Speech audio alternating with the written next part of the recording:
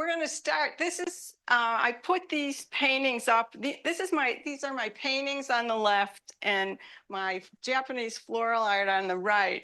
And it's kind of a chronology of my own artistic career. So I'm still painting, but the last 5 years during the pandemic, I had the opportunity to start Japanese floral art online every Monday at 10:30, and that's what I've been doing. And it kind of infuses everything I do now. So, David? There, thank you, David. The first image I want you to see, and maybe a little bit darker in here. Claudette, can you make it a little bit darker in here? Thank you. So I chose Georgia O'Keeffe. To me, she's like the premier flower painter. She has bold images, lots of color. Oh, that's beautiful. Oh, thank you, Claudette. Now you can see the color and the boldness, and yet it's so simple. And this is 36 inches high, so it's at least 3 feet. So it's, I really like it, but this gives you a better idea of what her whole career looks like, because she painted a variety of flowers. So when I was putting this talk together, I kept reading about something. I kept reading about how her flowers were erotic. You know, there were debates about that. The Tate had a whole show on that. And I direct you to a quote here, which I don't want to block, but it really says that to her, the subject matter is form and color. And those are the real elements. And that's it. Nothing symbolic to it. She was just interested in the flower for flower's sake.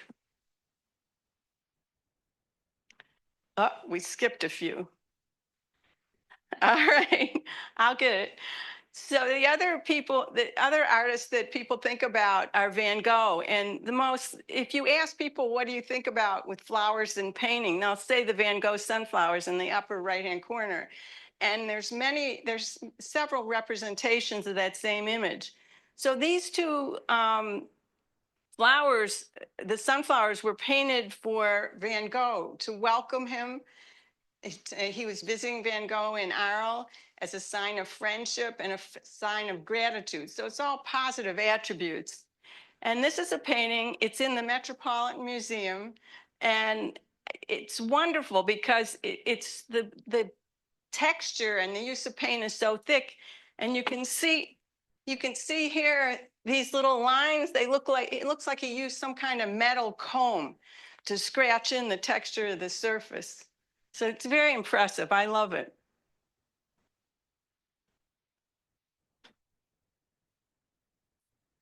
Monet also painted sunflowers. So the Impressionists and Post-Impressionists were all looking at each other.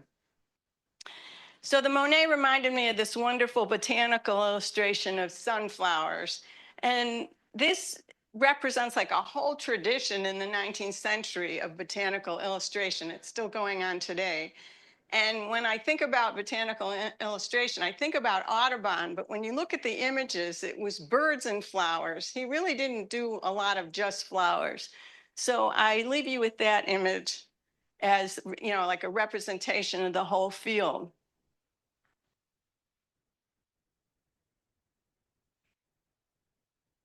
I haven't mastered this yet. Okay. When I was doing the research, I came across Georgia O'Keeffe's sunflower, and I thought, oh, okay, that looks like mine. And I put it up just to point out that flowers are inspirational. They're very creative in and of themselves, and they have universal appeal to all artists through time, place, and just everywhere. It's very universal. Now we're looking at Egon Schiele, who had an exhibit in Manhattan in 2024, earlier in the year. And there's a good chance that he was looking at Van Gogh, because Van Gogh was showing work in Vienna during that time. And so when you're looking at this, the left one, you see kind of a mother a large mother of sunflower losing its hair like we would in real life when we're taking care of our little kids. So he intended his image to be anthropomorphic and to represent the human condition. So on the right, you kind of see just an unhappy set of sunflowers. But you look at the date, it's 1914. It's almost like you're foreshadowing World War I. A lot of art at this time just became more pessimistic and dark and changed. It's like the artists just picked up on everything. They just knew. So back to happier Van Gogh, although this wasn't such a happy story either, because he cut off his ear and then he admitted himself to an asylum in the south of France. And anyway, but he used painting flowers as like a therapeutic way to improve his situation. So, flowers have these healing connotations. So remember the flower in the lower right-hand corner, because we're going to come back to it in a different form. So when you talk to me about irises, I think of this. I think of this screen that is at the Metropolitan Museum, and there's variations of this in Japan, and also several other screens at the Metropolitan Museum. But you look at this and I see rhythm, I see movement. It's like these irises are dancing across the screen. And to me, it's very exciting. And I was inspired to make an ikebana arrangement kind of based on this. When you think about gardens and art, you always think about Monet. So Monet, though, is unique in that, we talk about creativity and bloom. He literally took flowers, planted them, and created the blooms. And then he went and painted it. It was like a vertically integrated studio. I mean, he controlled the whole process. And how many of you been to Giverny? It's a wonderful place, and it's much larger than I expected. He bought the property in 1893, and this is what it looked like. But you can really see the relationship between the paintings and the environment which he created. So his garden has these Japanese footbridges, rounded, curved. And am I blocking your view here? You want to move? Okay, so you wonder, like, the Japanese footbridge here that he painted didn't have the wisteria on it, but you can see later in life when he painted that one, it had wisteria on it. So you ask the question, well, why is Monet painting? Why is he painting? Why is he building this? Why is he painting it? And the answer is that in Japanese, there's a light here, excuse me. The Japanese woodblock prints are really big in the 19th century, and they were cheap to make, easy to ship, easy to store, and widely available to the Impressionists and Post-Impressionists. So Monet was inspired by this type of image with the circular bridge. It was a shrine in Japan. And this was also, it's the same shrine with wisteria hanging from the roof there. So I put up, the upper right, I put up cherry blossoms because it's cherry blossom time. And it's very big in Japan, but there's also a local place you can go outside of Newark, New Jersey. I've never been there. I'd like to go. It's called Branch Brook, and it has acres and acres and acres of cherry blossoms. And it might be a nice little day trip. And in the lower right-hand corner, we see the White Lotus. And the White Lotus is a nod to that series, the television series. And we're going to have a better understanding of why it's called White Lotus when I explain the symbolism later. Oops. I juxtapose these two images because they look similar, but this is like a 12-foot image that was in the Guggenheim by Alex Katz. And these are, to the right is Andy Warhol's 6 by 6 inches. So those were in a show called Small is Beautiful at the Bruce Museum. And if you haven't been to the Bruce Museum, you have to go. It has a new wing, and it's kind of an exciting little museum. But what you know about Alex Katz is, if you went to, anybody go to that show? If you went to the show, you saw that he was painting images of his wife over and over again, and his friends. And then all of a sudden, later in his career, he started painting flowers. This is my hero, Wayne Thiebaud. And he paints food like I do. And he looked at cafes, cafeterias, bakeries, and here he's at a diner. And this was on the cover of the New Yorker magazine. And the food is implied, but it's not really there. And he did a series of these. It wasn't just a one-off. This is, here are poppies again. Contrast this with the detailed approach of George O'Keeffe. This is by Emil Nolde, and it was done, they're not sure, before or after the war. So it's interesting because he just gets the feeling of poppies in watercolor. And he was, even though he was a member of the Nazi Party, he was treated as a degenerate and fired from his job as a teacher, and he used flowers to help him heal. And that, that was a big thing. We see this, I think, through time. He enjoyed nature, and by painting the flowers, he connected with nature and tried to forget about his problems. This is Roger Mapplethorpe. He takes photographs of all different things. So he has a whole flower series. He also had a major career, like body of work of nude men and women doing acts that we wouldn't want to talk about here in front of kids, but very sexual images. So the question was, when you look at something like the lilies, I think of Easter, which is right around the corner. But what he says about his own images is that, they're not really like George O'Keeffe, which is just pure form and color. He actually says, my flowers have a sort of weird black side to them. I don't know why or how, but somehow they have a real sexy edge to them, which flowers don't usually have. They're not pure. And then he compares orchids to a scorpion. So that gives you, that's how he sees things. So does if you ask me, are these erotic or sexual? I would answer yes, they have an underpinning of and it's the artist's intention that drives your perception of these works. They're still beautiful, but it's fascinating to read about where his head was at.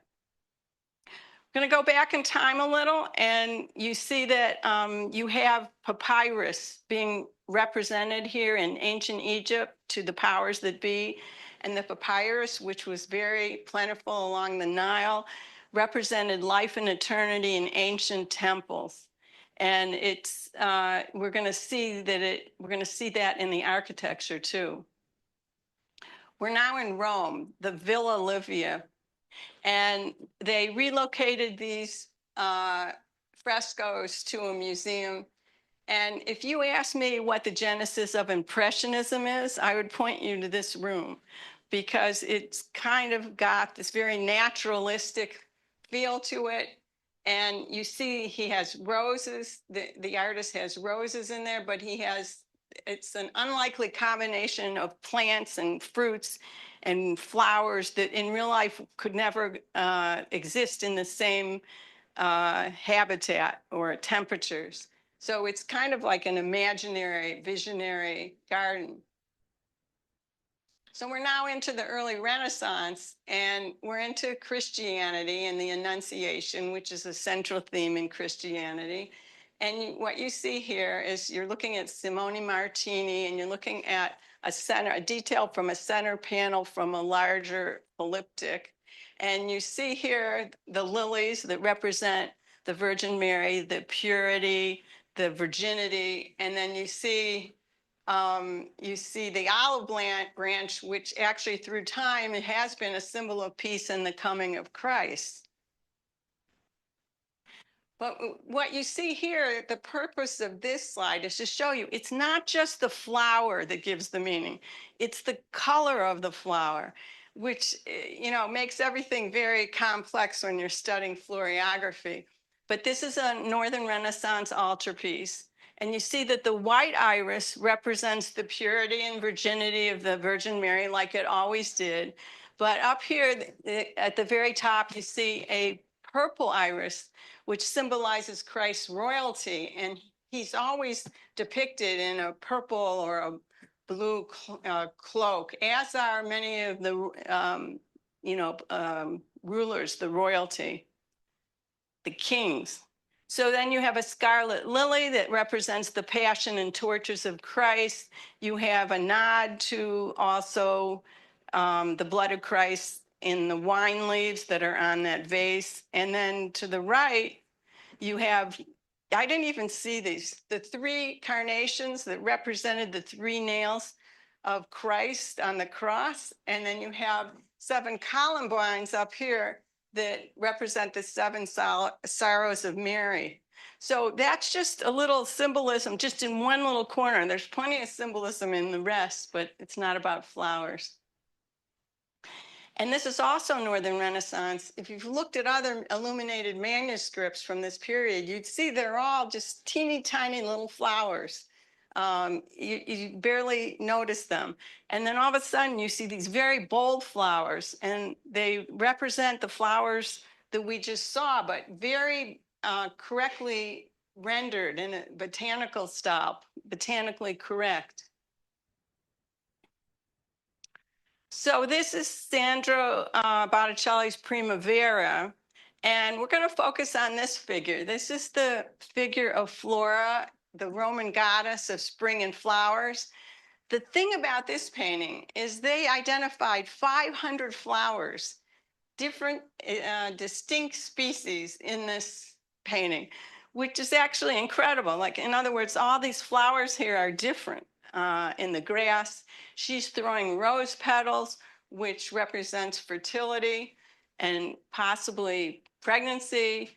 And she's got a garland, and she's got a neck piece of myrtle. And all these flowers are symbolic of love, beauty, and spring. And it's kind of an amazing, amazing work in the number of flowers that it's incorporating. The rest of the iconography, no one's figured out, so we're not going to worry about this. So it's love, beauty, and spring.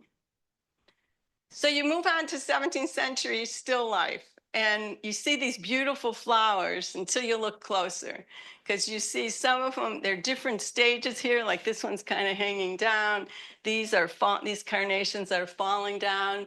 There, you see the lilies, these look like lilies that have overstayed their welcome. So you have flowers in different stages of life, and it's representing the vanitas, or fleetingness of life. The fact that life goes by quickly and we're all going to die. That's that's the undertone to this. You see the flowers are expensive, and in case you haven't gotten the point, you have this skull here to show you what's going to happen. And you have this, an hourglass here that's also the passing of time, and you have a watch. So the flowers look beautiful at the beginning, and these paintings were cherished by the rising merchant class, because Holland became a trading center and everybody wanted portable paintings. So here, the roses represented love, the Virgin Mary and Venus, who we just saw.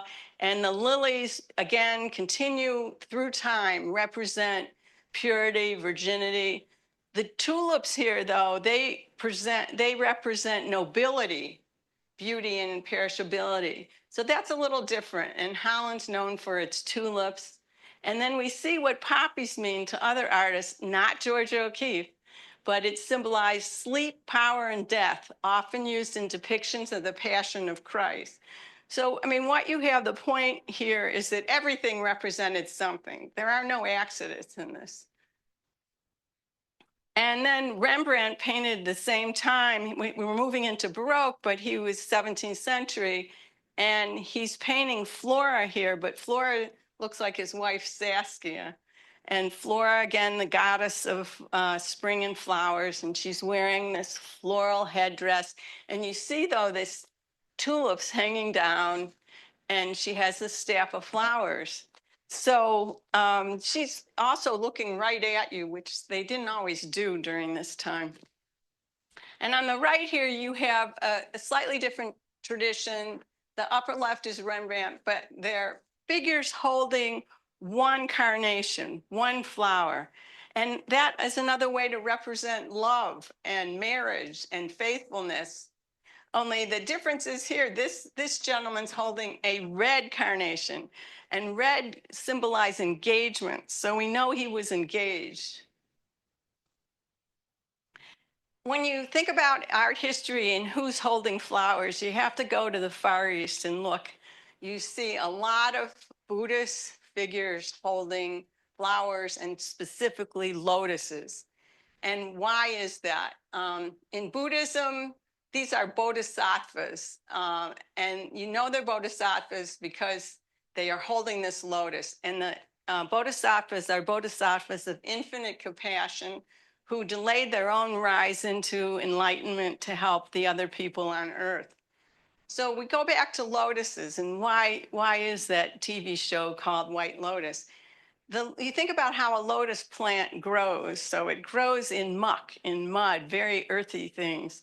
And then it kind of comes out and it reaches for the light, reaches for the sunshine. And that kind of represents enlightenment. And the muck and the mud that it's growing in represents the earthly temptations and worldly attachments. So the idea is to reach the upper part of the lotus and become enlightened. And the TV show shows a lot of the muck. And it looks, the people look, they're wealthy, they're well dressed. They look like they're enlightened, but they're really not. So this here you have the bodhisattva sitting on a lotus flower. So he's turbocharged. He's holding it and he's sitting on it. And there's two more in here. And this was a little image that I found, and it just to remind you of the perils of AI. I was so excited because it had 3, 4 lotuses on it, and in little print, the image had AI generated. You know, so that kept happening this whole time. The language of flowers in Victoria times, fascinating. Another point to make is that the meaning of flowers changed with each culture. So here in the upper left, you see wild roses, pleasure and pain. I wondered about that. And then the tulips are, I declare my love. To us, when we want to declare our love, we give people red roses a lot of the time. Did anybody know that red rose is the New York State flower? I never knew. I grew up in Michigan. So, but you know, we have flowers that symbolize states, cities, countries. We'll see a little bit more of that. The poppy means I'm not free. And the white rose is I cannot. And I had a picture of someone proposing to a lady, and then she hands them a white rose. So you can't, I couldn't get through a whole talk on flowers without going back to flower power of the 60s. We all remember that, right? So flower power was really an anti-Vietnam platform. But eventually the Vietnam War ended, and then it became an anti-establishment, anti-government platform, with the center being in Haight-Ashbury. So we really haven't talked about music, and you could do a whole thing about flowers and music. You see the Rolling Stones made an album called Flowers. Janis Joplin and every artist of the period kind of immersed their album covers in flowers. And then there was a specific song that I couldn't get out of my head. And if I could sing, I would sing it for you. San Francisco, it started off, if you're going to San Francisco, be sure and wear flowers in your hair. And that's what this lady is doing. But we've seen it through time. We saw it in Saskia. We saw it in Primavera. It's almost like they're appropriating something that's actually very historical and not at all revolutionary. And now we're at President Obama. We went from anti-establishment to the establishment. And you see, he chose Kehinde Wiley to paint his official, this is his official portrait that's in the National Portrait Gallery.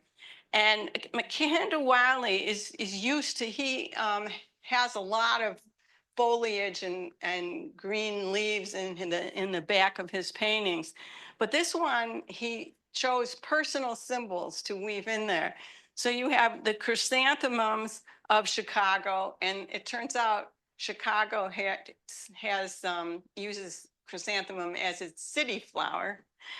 And then you have jasmine from Hawaii, where Obama spent a lot of his early years. And you have the African blue lilies in there representing Kenya, which is where his father was from. So it's a very personal kind of selection of flowers. So I contrasted that with the unicorn tapestry, which is in the cloisters.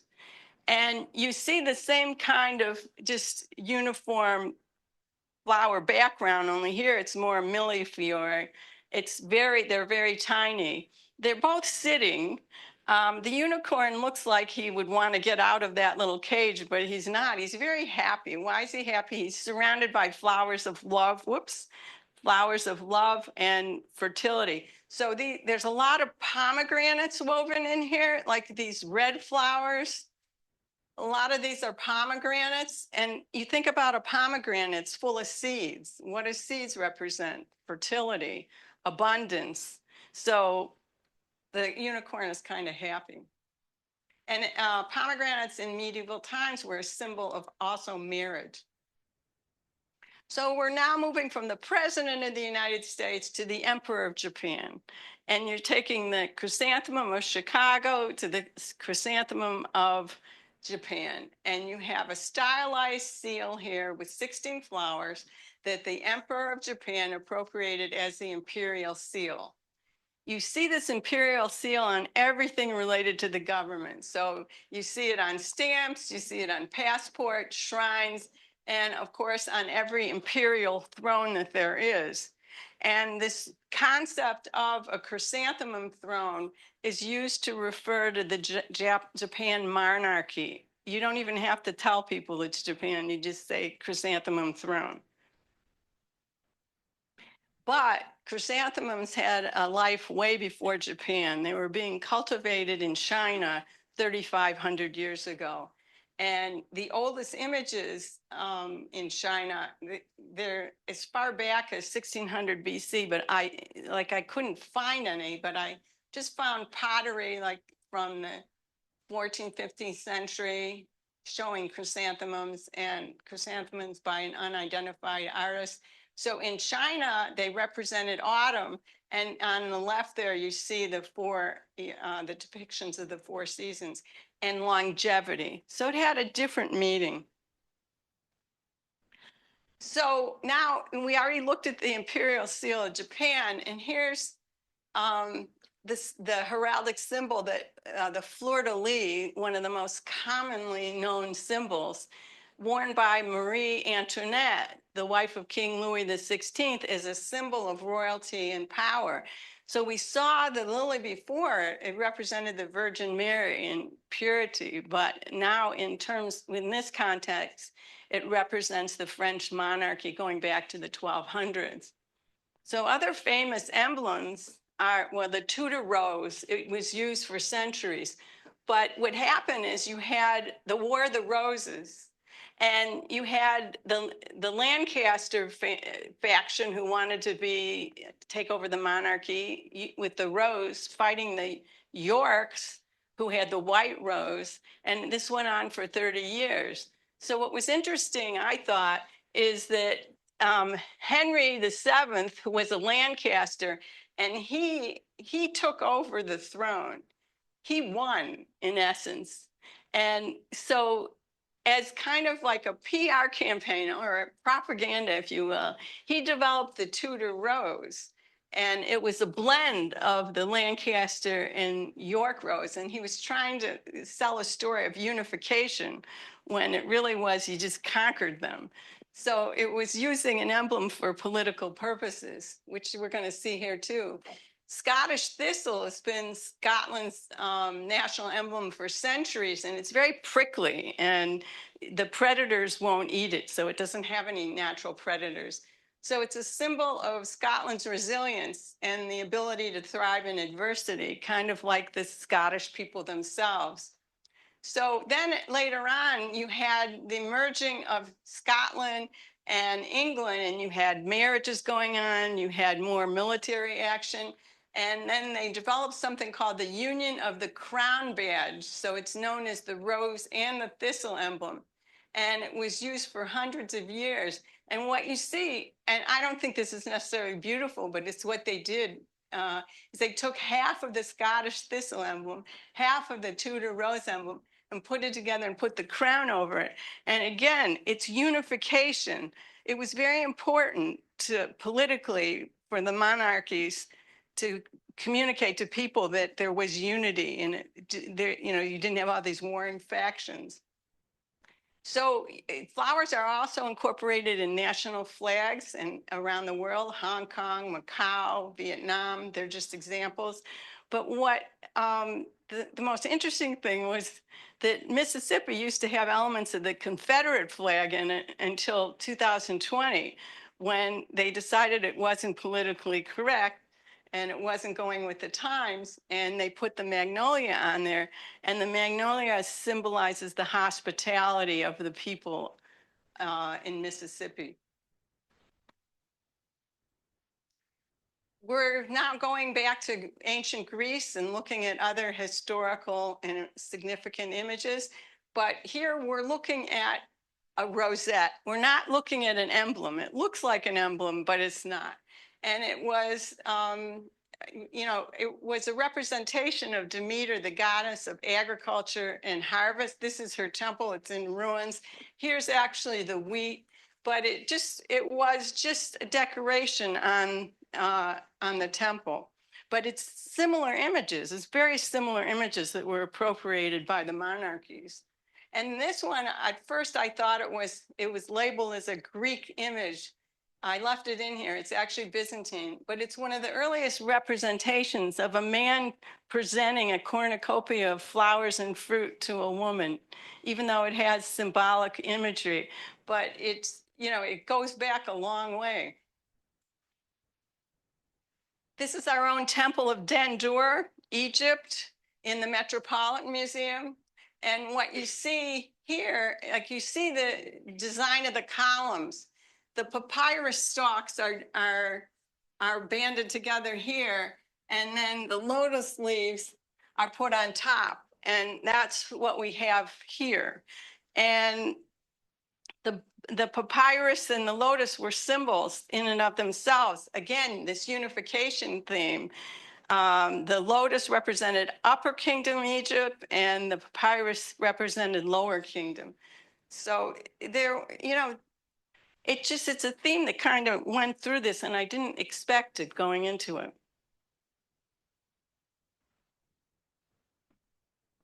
In Rome, what we do is we see the Corinthian columns. These are pictures of the Pantheon. We're now in AD times, and the columns were all over, made of acanthus leaves, symbolizing enduring life, immortality, and rebirth. I included this little image here, down here in the lower right. It's a figure, again, with the garland. So you had the same garland imagery going on in Roman times, too. Then we have the rose window at Notre Dame. Actually, the rose window is in every Gothic church. And the rose window itself represents a kind of balance. It's circular, balance and wholeness. And the Notre Dame window specifically represents like transcendence, divine light, and it's also infused with biblical stories, the Last Judgment, the Virgin Mary. This is on my bucket list, okay? This is La Sagrada Familia. Has anybody been here? Oh, okay. Should I have it on my bucket list? Yeah. Okay. So this was designed by Antoni Gaudi, and it's in Barcelona, Spain, and it kind of knocks my socks off when I see it. It was dubbed in an article, the Church of the Flowering Spirit, and I think that captures it very well. But the artist was trying, I mean, the architect was trying to depict God through nature. So used the curvilinear forms of Art Nouveau, and you have these big bursts of sunflowers. I mean, these are like 3D sunflowers here, and I think it's very exciting. So there was a line that was written, and I think it describes at least how I feel about it. They say it is totally unearthly, okay, but yet it's rooted in earth. It's very much rooted in natural forms. So I was really surprised to find this. We can't go through a talk like this without mentioning the Taj Mahal. The Taj Mahal was commissioned by the emperor as a mausoleum for his 13th wife, who he must have really loved because he didn't do that for anybody else. And he was buried here. Um, So the shape of the dome, like people will say, oh, it's an onion dome, like in other parts of Byzantium. But I think it's more the lotus. I read that it was the lotus pod inverted. Okay, again, this kind of enlightenment figure. And the place is just covered with inlaid stones of plants. And these are high relief carvings. This is similar to what we saw in the Greek temple, but it's just wall-to-wall flowers, and that's something that would be fun to see. And the other thing is it's surrounded by major gardens, and it gets planted every year. So now we're on to different type of garden. How many of you have been to Little Island? Yeah? Okay, Little Island is, a half an hour away, right off it's in the Hudson River down in Lower Manhattan. And I watched it in the upper left-hand corner. These are pictures that I took from the Whitney. You can see it from the Whitney Museum downtown. And it's the architect conceived of this as tulips supporting a public park in an island. And I don't know, I had a great time there. If you haven't been there, I would recommend that too. If you can't make it to the Taj Mahal, you have a consolation prize. So speaking of tulips, here's Jeff Koons' tulips. It's in the Broad Museum in Los Angeles. Jeff Koons usually does this rabbit that looks like balloons. So here you have him doing the tulips. And they're made of stainless steel. They're highly polished. And they make a statement, certainly. They look like they're going to float away. So I was actually looking, upper left-hand corner, I was looking for Wayne Thiebaud's flower fan, but I found his flower tulips instead. We're going to move into the world of fashion a little bit. So think about this. This is a poppy. We looked at George O'Keeffe's poppy at the beginning. This is like a fashion translation of the poppy that is bold, has a black center, it has certain elements of George O'Keeffe. This was in a show that was fairly recent this year in January, Sleeping Beauties, Reawakening Fashion. It was at the Metropolitan Museum. And they devoted a whole room to poppies. And I don't know, it kind of blew me away. And then they had poppies projected on the ceiling. It was amazing. In the right there, I threw in a slide, it had sunflowers. So it's another depiction of sunflowers. And then remember, I told you to remember the Van Gogh painting.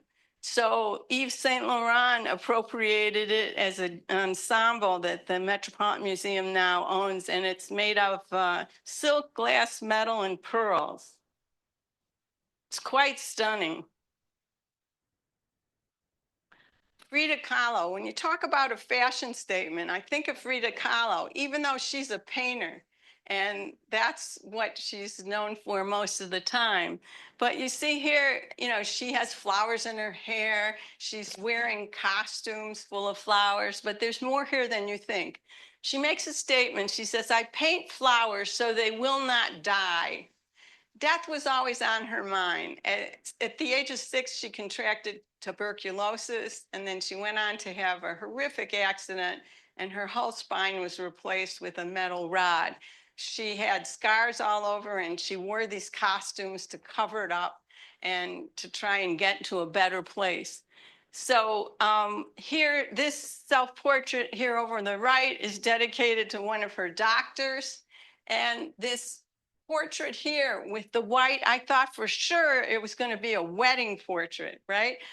But she actually painted that after she was already divorced from Diego Rivera, and then she remarried him, and it's called Diego on her mind. So she has the flowers, but she has Diego's forehead right on her forehead because she can't stop thinking about him, even though he had affairs and a very tempestuous relationship. But anyway, that was her in Native Mexican costume. This is interesting because this is not a Frida Kahlo painting. You know, you go online and you put in Frida Kahlo's self-portraits and they give you thousands of them, and they're not. She only did a limited number. But her fashion statement mesmerized a lot of other artists, and they ended up painting her. This was also fascinating because this was made by Carvin French Jewelers, the private label brand for Tiffany, Van Cleef, Cartier, and Bulgari. In other words, no one, like these images have never even been shown, or the actual pieces. They were shown at the Museum of Natural History in an exhibit called Enchanting Imagination, also fairly recently. And they just look at what, you know, you have the gold on the inside, everything's precious jewels, precious metals. They did jewelry, but these were the tabletop objects. And I chose this one because it's the White Lotus again. And then you have strawberries there that masquerade as flowers. But again, the most exquisite work for a company that's virtually unknown by name.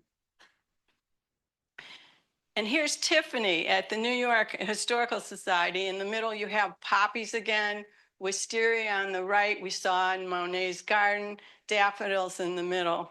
If you haven't seen that installation, I hadn't seen it since we first moved to New York. It's quite beautiful. They have 100 Tiffany lamps, and it just shone beautifully. These were pictures that I took.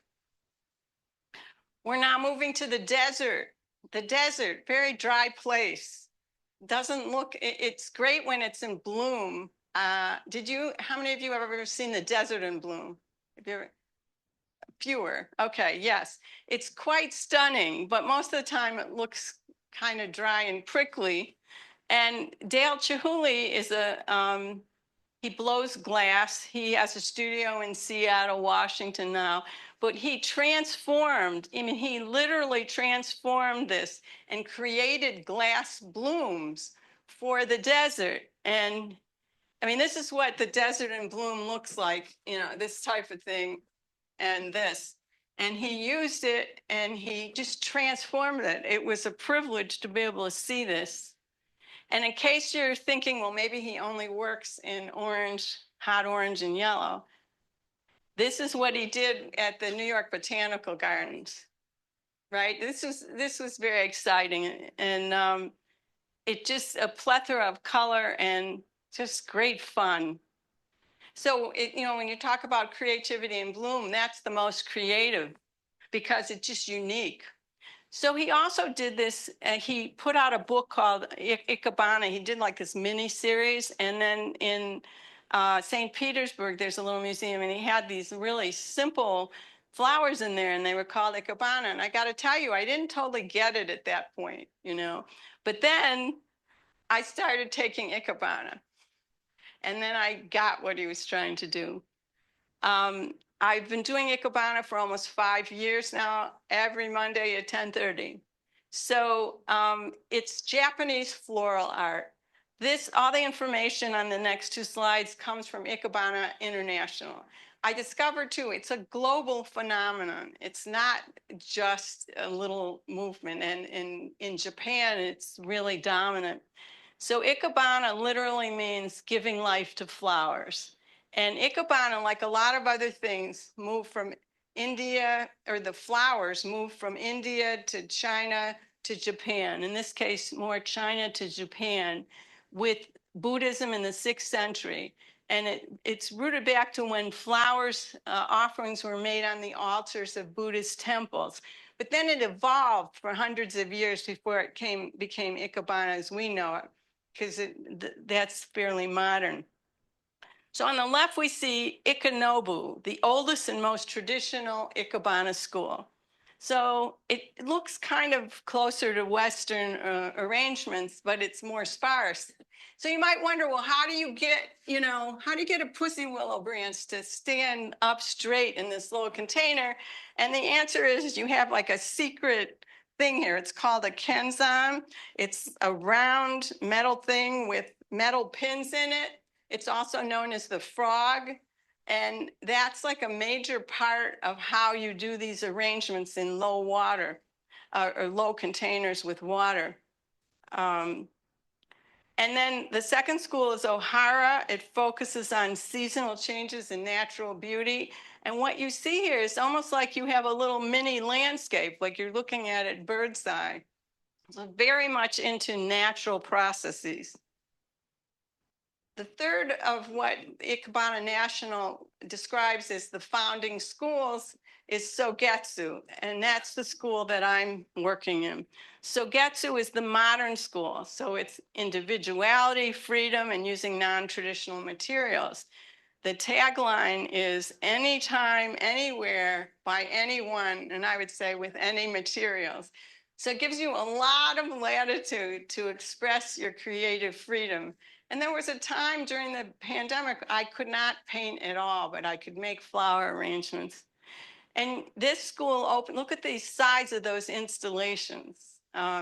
It takes a village to put these things up. And I've been to several demonstrations. They didn't put things up that large, but very large.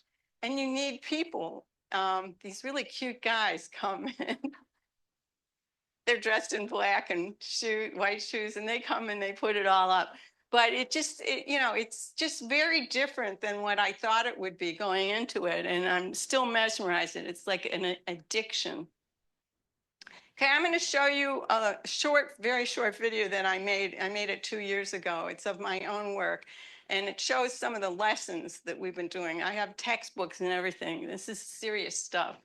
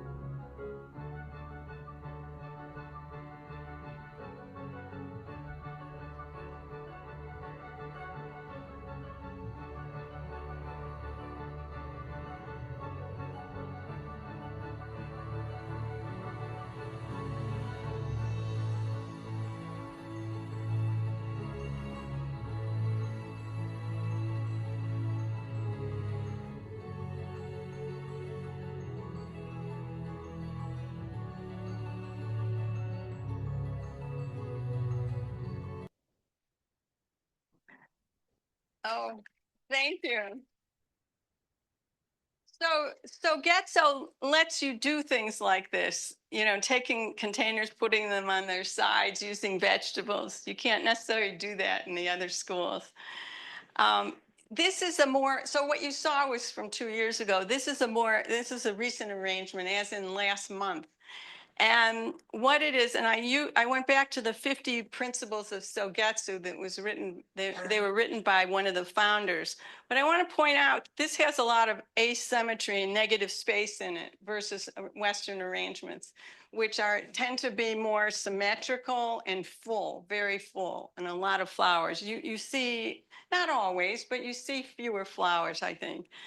And they talk about the importance of the container. This is a new container. I got more adventuresome. And it's an element that's just as important as the flowers or the branches or anything else you put in.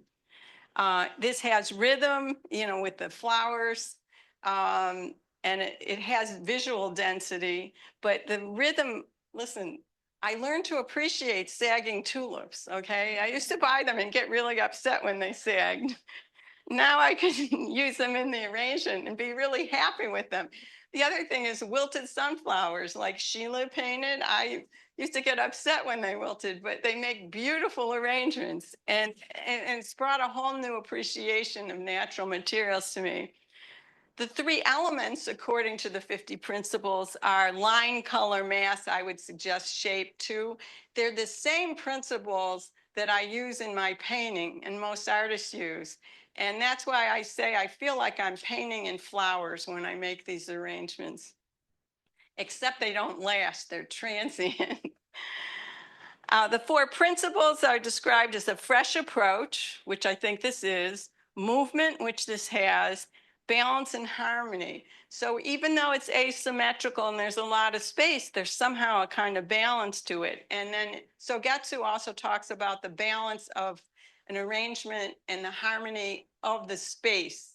And so now we routinely have lessons where we're working in a particular space. Okay, so we're going to leave the world of ikebana and Chihuli's glass ikebana, and we're going to move to buttercream. And you didn't honestly think I was going to get through this talk without mentioning food. I had to. So picture this as a birthday cake. And this is someone called the Bored Panda. You can find her all over on Instagram. And these are very, again, botanically correct buttercream flowers. Yeah, her stuff's amazing. And then I'm showing you, yeah, Sylvia Weinstock. Sylvia Weinstock was known as the Queen of Cakes.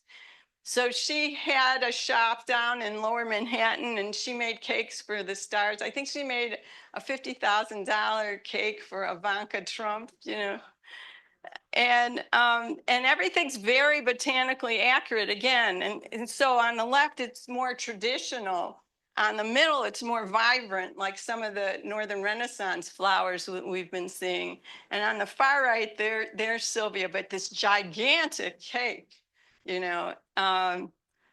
It's just, her stuff is really amazing. And I also want to remind you that flowers are edible and they're used to decorate food, and they have medicinal purposes, which the Chinese knew a long time ago. The Egyptians did too. But this just made my heart happy when I looked at it, so I put it on.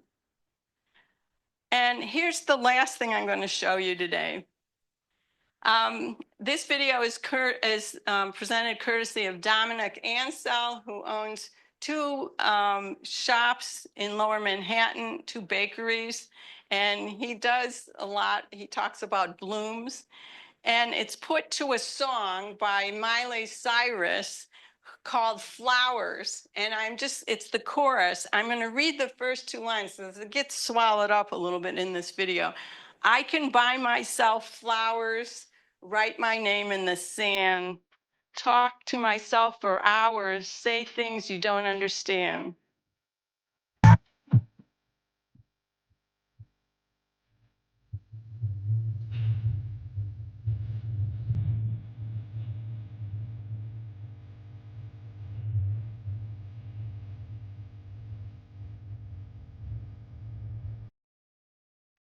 Is that the ultimate of creativity and bloom? I have to thank Bonnie for pointing that out to me. She found this. And what I hope all of you do is listen to Miley Cyrus and go out and buy your own flowers. And I wish you blooming creativity in your gardens, in your homes, in any artistic endeavors you take up, and just in your life. And thank you so much for coming.